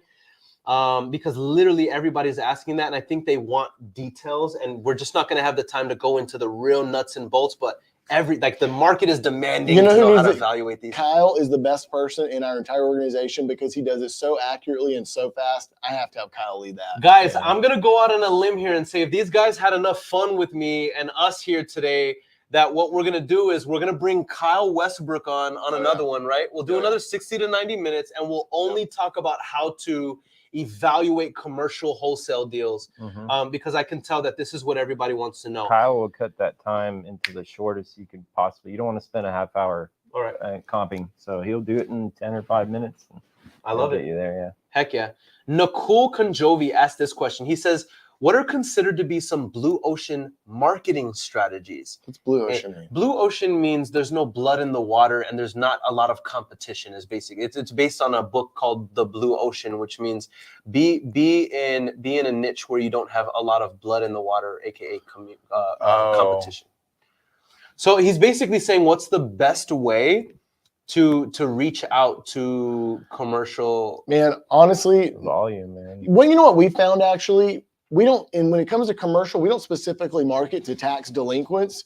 We just market to the commercial owner. And a lot of times we find ourselves in the spot where he built it for 500. He'll sell it to us for $1 million. He just didn't know it was worth 1.7. So our commercial lead list, there's zero distress. We're filtering by commercial zoning or industrial warehouse in the filter for your leads. And then we blast them all. We don't have any. I guess so batch, and then I run a VA.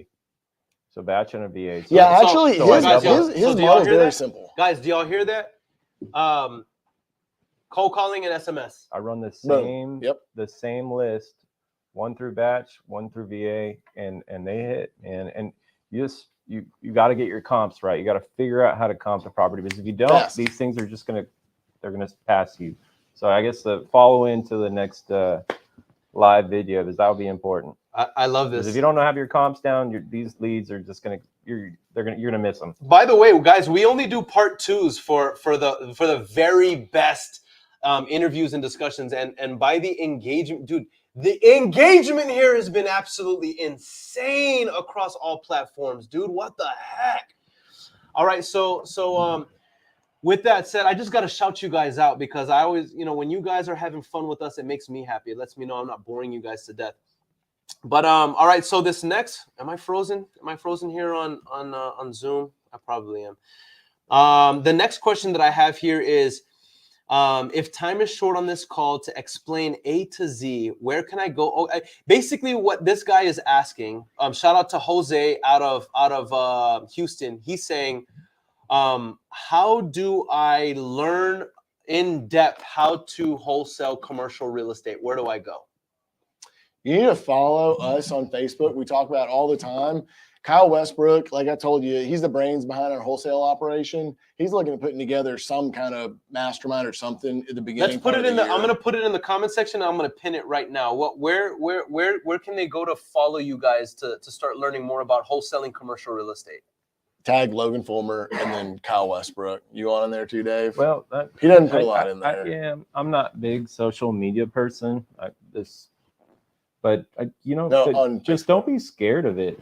Don't think you have to know how to do it, and pull a commercial list, run it, and start running leads. And the one thing you have to learn is just, how do I comp these things? And that's the most important thing, which you guys will do you are going to stumble along the way when you do this stuff, but I've been encouraging, maybe harassing is a better word, to try to get Kyle more active on social media and start putting this info out there. So I think if y'all start harassing Kyle, start sending him DMs, boom, boom, boom, you'll start to get that real quick. Right. But I'm encouraging Kyle to share more. All right, I love it. So you guys know where to get a hold of these guys on Facebook. Logan Bentley Fullmer, right? He's tagged in the comment section. Go follow him. If you're not following him, dude, Logan should have at least 100 friend requests over the next 48 hours. Otherwise, you guys have absolutely failed me, and y'all guys never fail me. All right, so go follow these guys because they're absolutely amazing. They're low key my icons and heroes in business, and I love them to death. So make sure to go follow them, dude. Dude, I made a post the other day. No, it wasn't a post. It was just a comment on one of Logan's posts, and I was like, dude, if you go back and read Logan Bentley Fullmer's posts over the last year, you can earn like the equivalent of a bachelor's degree in real estate investing, and that is facts, guys. You need to transcript all of your posts and put those into like a daily memoir of one of those books that you put on the back of the toilet. Facts, bro. Seriously, and dude, you could make a major impact with that. But definitely go follow these guys. Here's another question from Latrell McCullum out of North Carolina. He says, I have connections with a broker that sends me deals throughout the southern United States, but I'm not sure how to go about structuring the deals to wholesale to other buyers. Right now, I'm only able to find buyers for them to gain 3% commissions like an agent. Not sure if I'm explaining it well.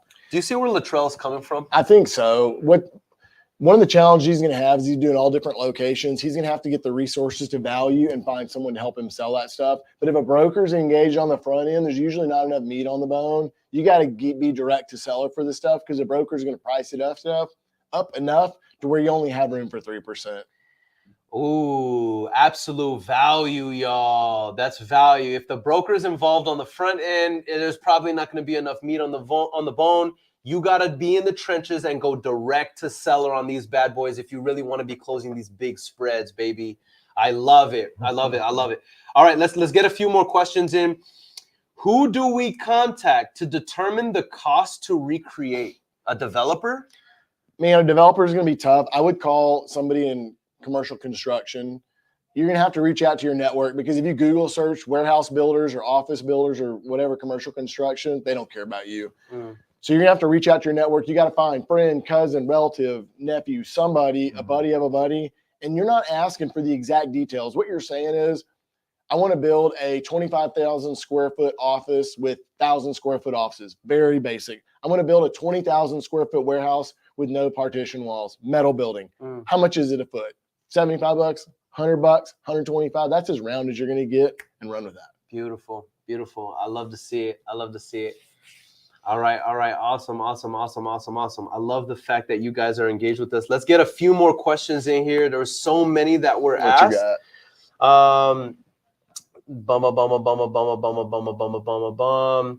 How many days for due diligence period? We said typically. I will say get as much as you can. Very common for us is 45 days. But depending on the situation, if you build the right rapport and you can get the seller to give in, there are land deals I've seen that have 6 months to 12 months in diligence because it's a complicated development. That's not common on something that's performing. But 45 to 60 days is pretty easy. Okay. If you can get more than that, get it. Okay. To say I got to order a survey and get a phase one, it usually takes about 45 to 60 And then my days. banker's got to underwrite this. That's going to take 6 weeks. Yeah. They get it. Yep. I love it. Here's another really good question here. Who do y'all sell these big deals to? I think we had already talked about it. Rafael Campos says, who do you sell these big deals to? Do y'all just use a commercial broker? A large part of the time we do. About half the time we find local brokers in the area that are advertising or have transacted that. You can find them on LoopNet, Corexy, all those places, the commercial listing sites. You can find them and call and tell, look, I got this deal. Do y'all have a buyer for this? I love it. That really helps. Otherwise, we list it on the listing service. Oh, beautiful. You don't have to be the owner to list it on the listing service. Beautiful. I love it. Man, we getting crazy here, guys. All right. Here's another one by Sam Hopkins. By the way, shout out to Sam Hopkins. I've had the honor to work with Sam Hopkins. He becomes a millionaire this year. Wow. All right. He's 24 years old. Wow. I'm so excited for him. I've had the privilege to work with him for 2 years now, and he's now actually a business partner. Started off as a mentee. He's now a peer. And an investor in one of my ventures and a business owner, business partner.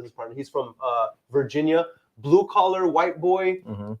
Dude has he just would never taught sales or anything like that. Just a hardworking kid, super competitive as heck, and came into the business, learned from being a scrub, and now good for him. 2 years later, must have a hell of a mentor. I love. So he's my mentor now, man. Shoot. But Sam Hopkins asked this question. He says, how are you handling and navigating buyer walkthroughs during your due diligence? Typically, this has been my biggest challenge with dispo on these 20 plus unit properties so far. And then he tagged Kyle Westbrook and Logan Bentley. So how are you handling setting expectations and actually executing on the walkthroughs on these types of deals? It's pretty similar to residential. We're letting them know we're going to have several inspections. I may have a business partner of mine. Just so you know, we're a big company. I have 2 or 3 business partners. Folks are going to have to walk it. That happens a fair amount of time. Prepare them from the beginning. Yeah. Yeah. But they do need to know that I'm being part of my due diligence period for 45 or 60 days. I'm going to have 5 or 6 people coming in there. I got my plumber. I got my electrician. Right. It's going to feel uncomfortable. These people that own that. We have problems with it sometimes. 16 to 20, they don't want to disturb their tenants, you know, and they have a problem.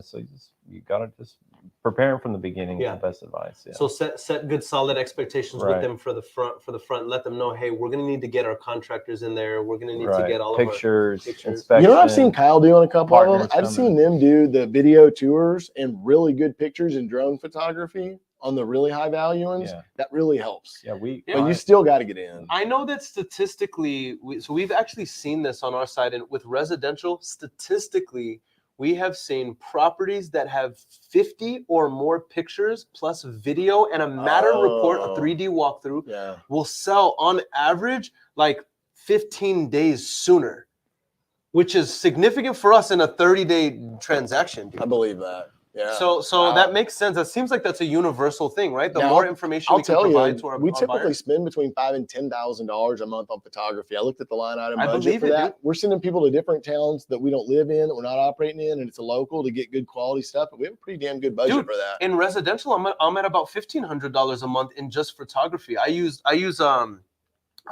Jab, Home Jab. Yeah, we use them some too. Do you use Home Jab sometimes too? Yeah, they're absolutely amazing. So that's good to know. Sam, I hope that answers your question, bro.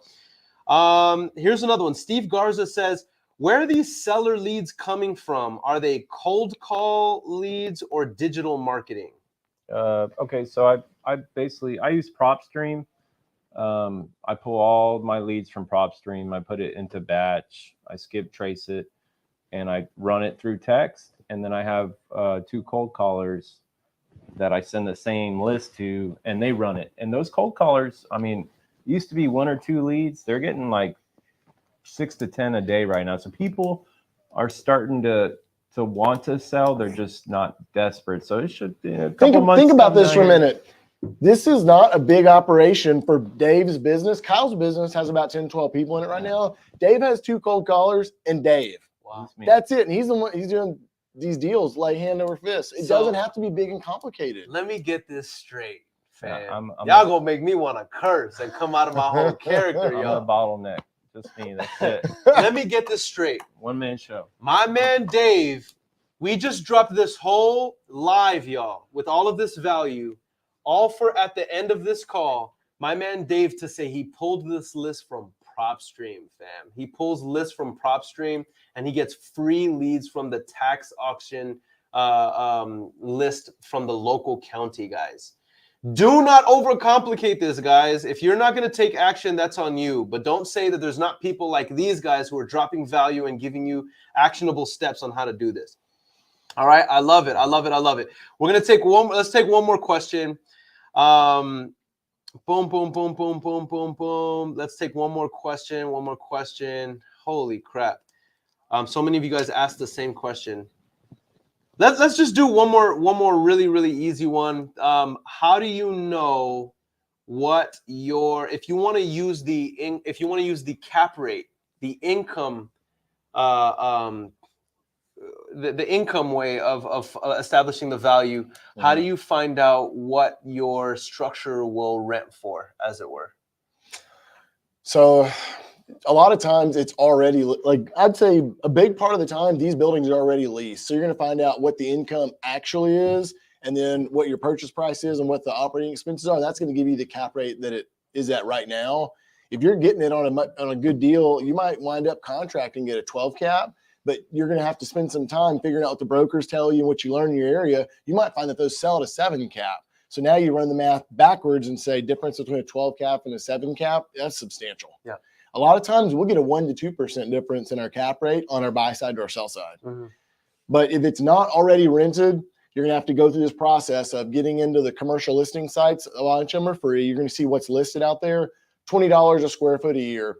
Well, that thing's been listed for 6 months, so you know that's a little high. You might call them. You might call some of the ones that were listed last couple of months that aren't available anymore. You can see them. You'll call them and ask, what that thing leased for? Gosh, I missed the boat. I can't get the space. But you're going to have to do a little recon in that area, or the broker. So we have relationships in some of the big markets. We do a lot in San Antonio, and we do a lot in Dallas. We have relationships with several brokers there. So now that they've gotten paid commissions on us, or sometimes when a deal's done, they get their commission. We'll send them a bottle of whiskey and a $4,000 stack of cash in FedEx and say, thank you for what you did for us. But what you're doing is you're paying them to answer your next 25 phone calls. Or you make 200 grand, he gives a fuck. Send them These 4 grand. brokers, they work hard, man. They earn. make phone calls. They call to get the knowledge, the commercial knowledge. You have to call and know what's going around. They know what they're doing. And that's why we use them, or we wouldn't. Like realtors, I can see a little bad name here and there, but some work harder than others. And MLS has that data. That does not exist for commercial. Right. There's no listing service that catalogs the data. Yeah. So guys, we're gonna wrap up right now. I want to give you guys each 30 seconds to give your final thoughts. Legit, I'm not just saying this. This has been one of my favorite lives I've done. Just so much excitement. You guys have dropped so much value. What you guys are doing is just insane. I want to do a quick recap for everybody who's here. Guys, if you're just tuning in right now, I'm telling you right now, you missed an incredible live show. Go back on the replay. You do not want to miss this. It is worth it. If you're driving, if you're on the toilet, if you're relaxing in the bathroom, just listening, you want really good content to listen to. This was an incredible live. Let me just share my takeaways. And then after this, I'm going to give them 30 seconds to recap. Biggest takeaway that I've learned from this live, guys, is operate if you're wholesaling commercial real estate, operate in abundance. Meaning make sure that everybody eats very, very well. Yep. The attorney, the agent, they're paying out bonuses. They're sending out whiskey whenever we close. They're making sure that they're paid their full commission, right? Because there's so much room and meat on these bones, on the bones of these deals, that you can afford to do that. So don't be greedy. Make sure everybody gets paid, because like Logan says, when you're doing that, you're paying for them to answer your next 25 calls. Absolutely amazing. We established 7 differences between wholesaling real estate residentially and commercially. Those 7 are, I'm going to blitz through these really quick. Number 1, EMD. Number 2, you're typically going to be working with an agent or attorney who's representing your seller. Number 3, the terms will typically be different, and you're typically going to have to pay like some sort of phase 1 and maybe even multiple phases of due diligence on these deals. The length of these deals are longer, normally 90 days or less. The speed on these deals is typically less. Everybody's moving slower. There's more due diligence.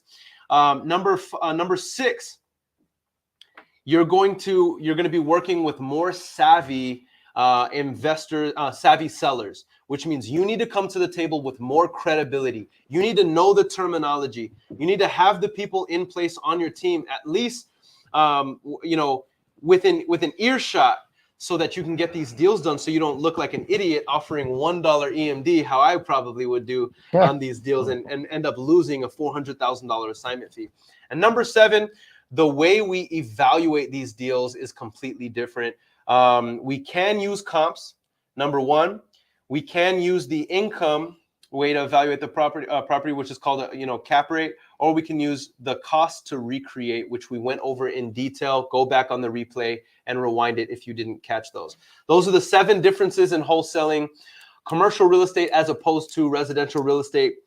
And with that said, I mean, there's so many other things that I could have gotten, but what I want to do is just really quick, I want to open it up for you guys to give us some concluding thoughts. Everything that we've gone over in 30 seconds right now, you are talking to probably live all together, probably about 260 to 280 people across all platforms who are watching y'all right now. There's going to be thousands of people who watch this on the replay across all platforms and podcasts.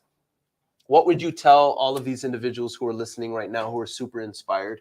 Well, how would you use your 30 seconds to give them value? The first thing is you don't have to try to go do a $5 million deal, your first one. Go do yourself a small one, 50, 100, 200,000. You can do that. Go try it.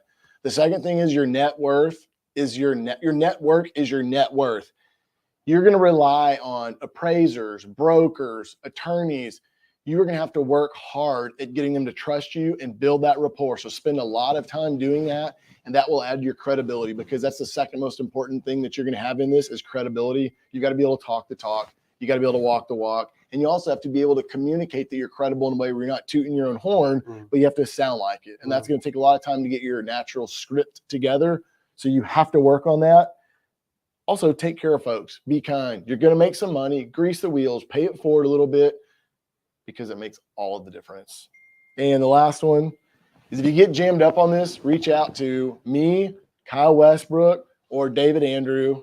We're all on social media. We're on Facebook. We're on Instagram. We should spend way too much time on that. We're happy to talk about it. We do this all the time. Come find us. We got you. I love it. I love it. Beautiful, beautiful, beautiful. And guys, these guys really mean it. I'm actually working with you on a deal that you're going to be helping me underwrite a commercial deal. Actually, because of this little social media collaboration, that's why I feel comfortable sending it to Dave.